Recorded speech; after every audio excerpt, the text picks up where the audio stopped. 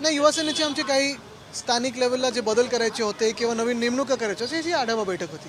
एक दुसरा एक मुद्दा होता की पूरग्रस्तांना अतिवृष्टी शेतकऱ्यांना मदतीचा मुद्दा होता. अपुरी मदत मिळते अशा पद्धतीचा एक महत्त्वाचं आहे, आता आपण पाहत असाल उद्या परत कॅबिनेट बैठक आहे, परवा प्रधानमंत्री महोदय स्वतः येत आहेत.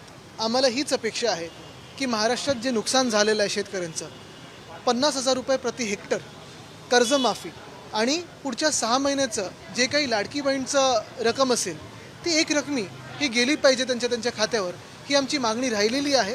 आणि आम्हाला ही आशा आहे की प्रधानमंत्री महोदय असतील किंवा केंद्र सरकार असेल आणि राज्य सरकार असेल हे पूर्ण करेल. आता isakal.com आहे देशातील नंबर 1 ची मराठी न्यूज वेबसाईट. प्रत्येक अपडेटसाठी isakal.com ला नक्की भेट द्या.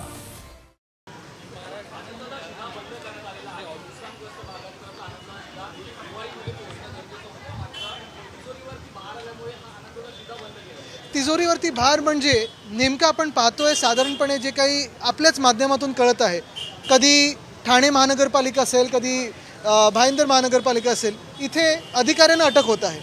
पण त्याच्या मागे कोण आहेत, कुठची राजकीय व्यक्ती आहे का, मंत्री आहे का, ह्याच्यावर कुठेही कोणी बोटं दाखवत नाही आहेत अजूनही. परवाकडे अजून एका पेपरमध्ये वाचलं की भ्रष्टाचारामध्ये आपल्या राज्याचा नंबर 1 झालेला आहे ह्या भाजप सरकारमध्ये. दुर्दैव आपल्या देशाचं आणि राज्याचं हेच आहे की एक भ्रष्टाचारी सरकार आपल्या डोक्यावर बसवलेलं आहे निवडणूक आयोगाने. आणि दुसऱ्या बाजूला आपण पाहतोय आनंदाचा शिधा असेल, लाडकी बहीण असेल किंवा शेतकऱ्यांना मदत असेल, कर्जमाफी असेल किंवा जे खरोखर चांगले काम करणारे कॉन्ट्रॅक्टर्स असतील त्यांना त्यांची रक्कम पूर्ण मिळत नाही आहे.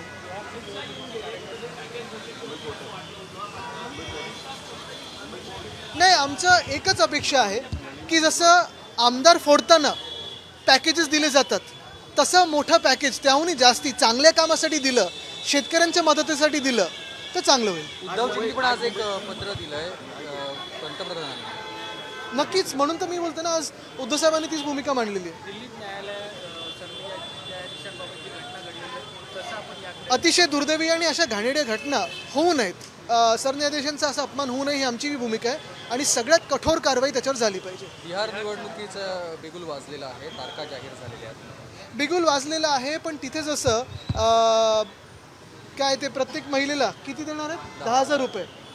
निवडणुका आहेत म्हणून एका राज्यात द्यायचं आणि दुसऱ्या बाजूला निवडणुका नाही आहेत म्हणून शेतकऱ्यांना मदत करायचीच नाही. हा न्याय जो केंद्र सरकारने लावलेला आहे तो न्याय बदलेल ही अपेक्षा आहे. दुसऱ्या बाजूला आपण पाहतोय बिहारमध्ये गेले अनेक वर्ष जे मुख्यमंत्री राहिलेत किंवा जे सत्तेत राहिलेले आहेत तिथे काही ना काहीतरी बदल घडेल आणि खरोखर बिहारचा विकास होईल ही आमची मनापासून इच्छा आहे. काल आम्ही मुंबईत येऊन गेले पण शेतकऱ्यांसाठी काही घोषणा केली नाही त्याचं. मी आत्ताच बोललो ना त्याच्यावर. आदित्य निवडणुकीसाठी आरक्षण आज जाहीर झालेलं आहे. वेगळ्या मठावर पुढच्या महिन्यामध्ये कुठेतरी निवडणूक लागू शकते. निवडणुका लागल्यानंतर बोलू आपण, खरोखर निवडणुका लागल्यानंतर. आदित्य, हिंदी में जानना चाहेंगे, आज मीटिंग हुई युवा सेना के साथ की, क्या मीटिंग में चर्चाएं हुई, आने वाले चुनाव को लेकर क्या चर्चा है? युवा सेना में जो भी अंतर्गत कुछ फेरबदल करने थे, कोई नए पदाधिकारी लाने थे मेन स्ट्रीम में, उस पर चर्चा हुई.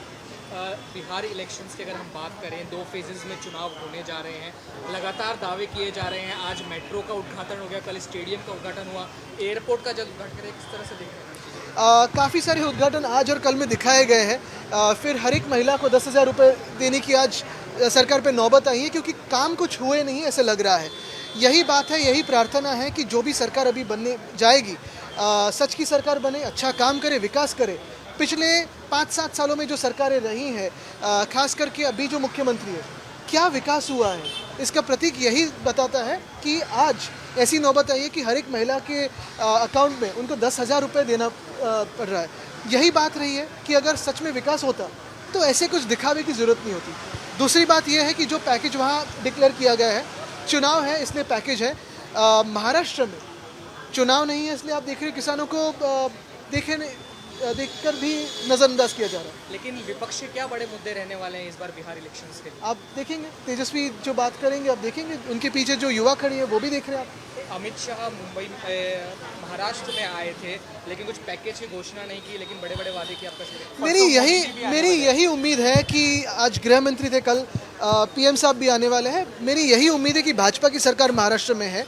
जैसे पैकेज जो हम सुनते हैं 50 खोखे वगैरह, जो मैंने सोशल मीडिया पे एक किसान की ही रिएक्शन देखी कि जो पैकेज आप विधायक फोड़ने में लगाते हो, अपनी तरफ लाने में लगाते हो, वैसे ही अगर सच के लिए, कुछ पुण्य के लिए, कुछ किसानों के लिए करे तो अच्छा होगा, भला CBI के होगा। साथ जो घटना है उसको बिल्कुल बुरी बात है, निंदा तो करनी ही चाहिए, लेकिन सबसे कठोर शिक्षा भी होनी चाहिए।